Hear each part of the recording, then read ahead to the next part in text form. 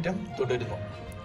ഓഹരി വിപണിയിലെ കരകയറ്റത്തെ തുടർന്ന് ബാങ്ക് ഓഹരികൾ ശക്തമായ മുന്നേറ്റം. നിഫ്റ്റി ബാങ്ക് സൂചിക തുടർച്ചയായ 8ാമത്തെ ദിവസവും നേട്ടം രേഖപ്പെടുത്തി. ബാങ്ക് സൂചിക ഇന്ന് 2% ഉയർന്നു. ജനുവരിക്ക് ശേഷമുള്ള ഉയർന്ന നിലവാരത്തിലാണ് നിഫ്റ്റി ബാങ്ക് സൂചിക ഇന്ന് എത്തിയത്.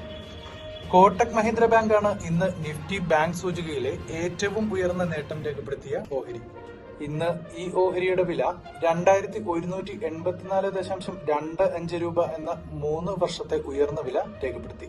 കോട്ടക് മഹീന്ദ്ര ബാങ്കിന്റെ പുതിയ ചീഫ് ടെക്നോളജി ഓഫീസറായി ഭാവ്നേഷ് ലാത്തിയെ നിയമിച്ചുവെന്ന പ്രഖ്യാപനത്തെ തുടർന്നാണ് ഓഹരി വില കുതിച്ചു കയറിയത്.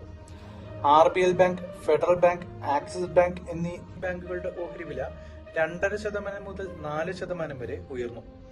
Canara bank, Punjab national bank എന്നീ പൊതുമേഖലാ ബാങ്ക് ഓഹരികളുടെ വില ഇന്ന് 2.5% ഉയർന്നു.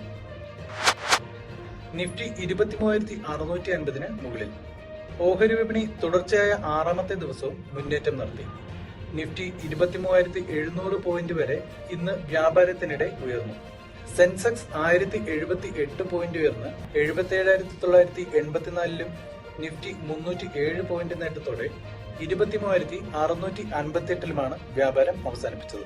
Kotak Mahindra bank, NTPC, SBI, tech Mahindra, power grid എന്നിവയാണ് ഇന്ന് നേട്ടത്തിൽ മുന്നിൽ നിന്ന് നിഫ്റ്റി ഓഹരികൾ.